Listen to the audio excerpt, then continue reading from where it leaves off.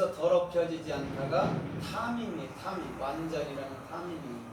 그럼 탐임이라는 것은 탐임이라는 것은 타부, 맴, 요드, 맴. 그럼 맴이 또 쌍수로 들어가 있죠. 여기도. 그죠? 그래서 이 타부라는 것은 그 두 나무가 지붕을 만들어서, 어떻게 보면 집을 만들어서 그 안에 거하도록 하는 거예요. 그래서 예수님의 십자가 그늘 아래 거하라고 얘기하는 거예요. 그래서 이 타부라는 이 십자가는 반드시 완성, 그렇죠? 영으로서의, 육체로도 완성이지만 영으로서도 완성을 말씀하고 있는 거예요. 그래서 예수님도 십자가에서 돌아가신 거죠. 완성을 이루기 위해서. 육체의 죽음이 완성이에요. 그래서 하나님이신 예수님도 그 십자가에서 죽을 수밖에 없다는 것이죠.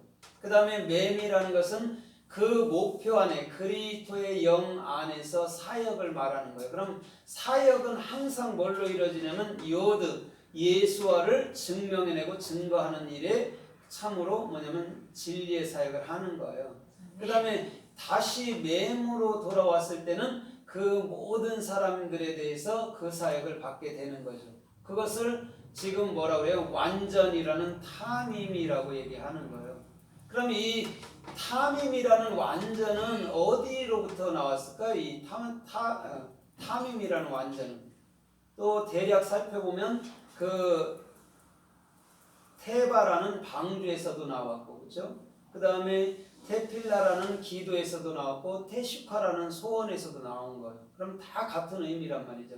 그러면 또 쌍둥이라는 토밈에서도 나온 거예요. 그래서 성경에 보면 쌍둥이로 얘기를 잘 하죠. 그렇죠? 그러면은 내가 완성으로서 내가 에서와 야곱을 얘기해 줄게. 내가 가인과 아벨에 대해서 얘기해 줄게. 계속해서 첫째 아들, 둘째 아들 이렇게 나오는 거예요.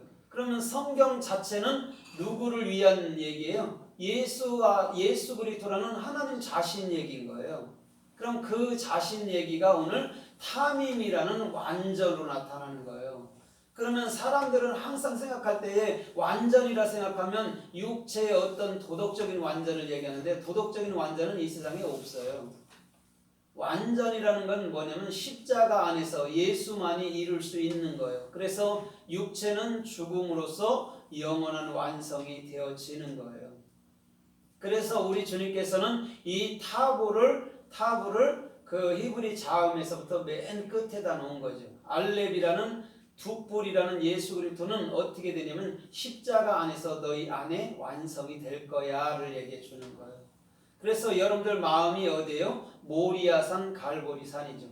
에덴 동산이고. 그래서 그곳에서 십자가의 죽음으로 완성이 되어지는 거예요. 그러면 오늘 이 십자가라는 것은 이스라엘에 있는 것을 말하는 게 아니에요. 우리 마음속에서부터 정확히 경험하는 것을 십자가라고 얘기를 해요. 아멘. 그럼 육적으로도 예수님이 돌아가신 장소가 골고다 갈보리 언덕이잖아요. 네. 그곳이 우리 마음이라는 거예요. 그것을 읽어내지 못하면 우리는 육체의 행위, 예법만 남아서 그 예수를 숭배하고 있는 거죠. 죽은 예수를.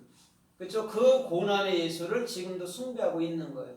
우리 마음으로 가져야 되는데 그 고난은 2000년 전에 단회적으로 끝난 것인 줄 믿습니다. 그래서 그분이 오늘도 영으로서 내 안에 거하시는 거예요. 그걸 르하우, 성령, 홀리 스피릿, 거룩한 영이라고 얘기하는 거예요.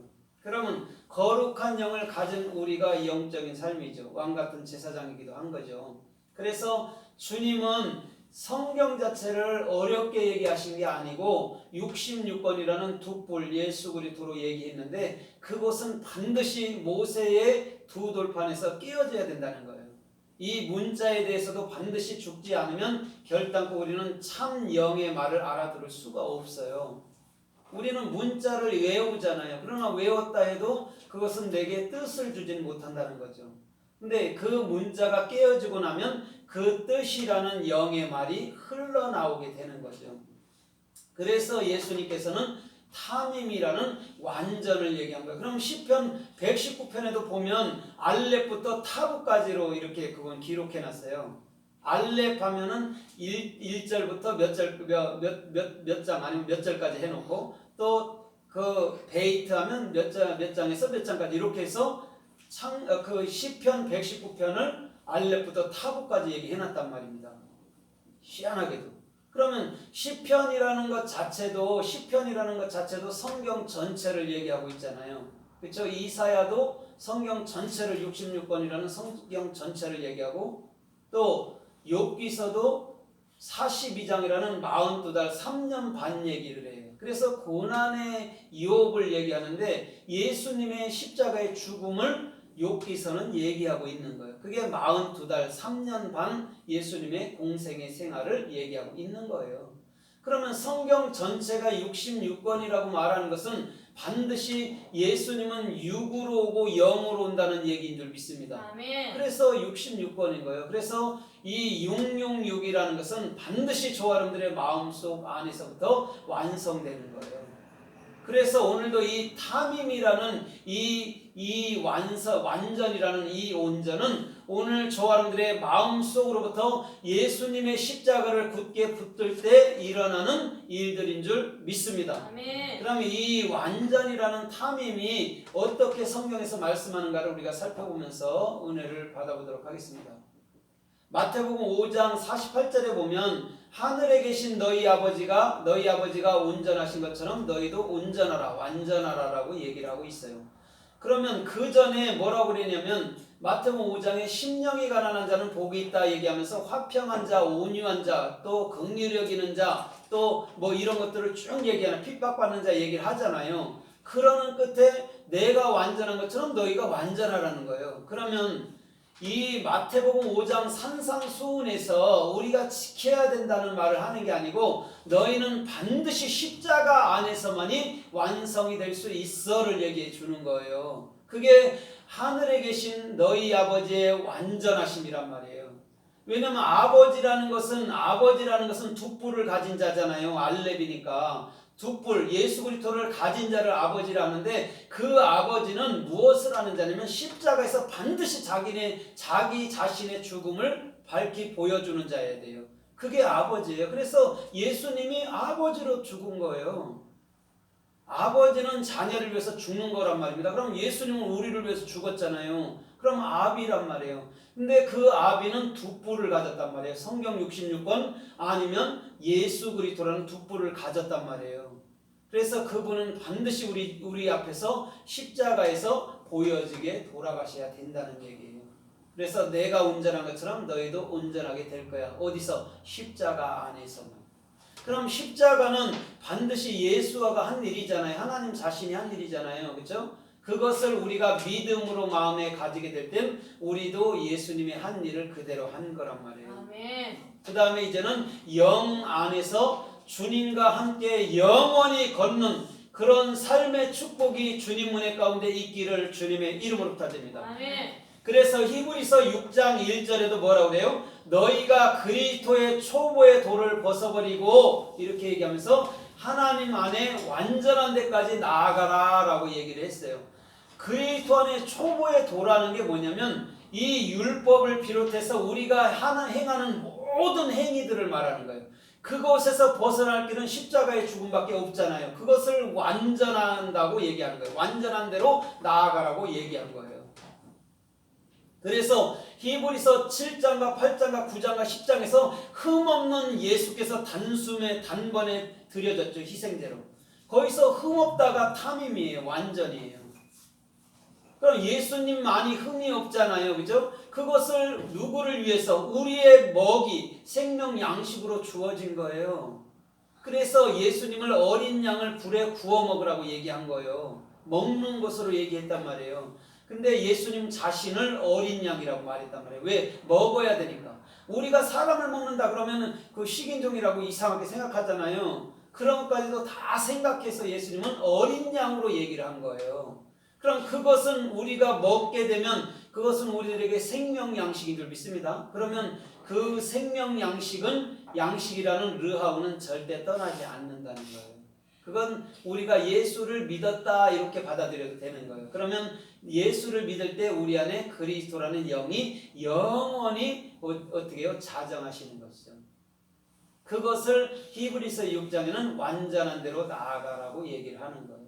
그래서 히브리서 9장에도 단번에 영원한 제사, 산제사를 드려줬다고 그러잖아요. 그러면서 그 피가 히브리서 9장 14절에 너희를 모든 죄에서 깨끗게 못하겠느냐 또 이렇게 얘기를 하는 거예요. 그 피가 죄라는 그 뭐냐면 하타트 영원한 목표 가운데 너희 안에 계시게 될 거야. 그게 그 피가 너희 죄를 깨끗게 한다고 얘기하는 거예요. 우리가 생각하는 그런 죄는 하나님 없어요. 그런 죄 말씀하지도 않고 인간들이 정해놓은 죄 그건 하나님은 오히려 그 죄라는 하타트를 통해서 저와 여러분들의 마음속에 영원한 목표 십자가로 완성해 놓는단 말인 줄 믿습니다. 그래서 십자가는 고난을 보면 안 되는 거예요. 오히려 십자가는 우리에게 기쁨과 즐거움과 평강과 영원한 생명을 봐야 되는 거예요. 아멘. 그래서 히브리어에서 부활이라는 수가 뭐냐면 하임이에요. 생명이에요. 예수님의 생명을 가질 때 그걸 부활이라고 말하고 재림이라고 말하는 거예요. 우리가 알지도 못하는 구름을 타고 공중에서 날아온다 그렇게 이야기하고 또 이단들은 우주선을 타고 예수님이 온다 그러는데 그러면 가짜들이에요. 먼저 내 안에 그죠 영원한 하늘나라에 와 계신 분이 어디서 뭘 타고 와요? 말도 안 되는 소리죠. 그래서 우리 주님께서는 영원한 목표로서 저와 여러분들의 마음속에 주관하고 계신다고 보면 좋을 것 같습니다. 그래서요. 그 1만만자라고 말하는 한문의 1만만자가 어디에서 나왔냐면 전갈에서 나온 거예요.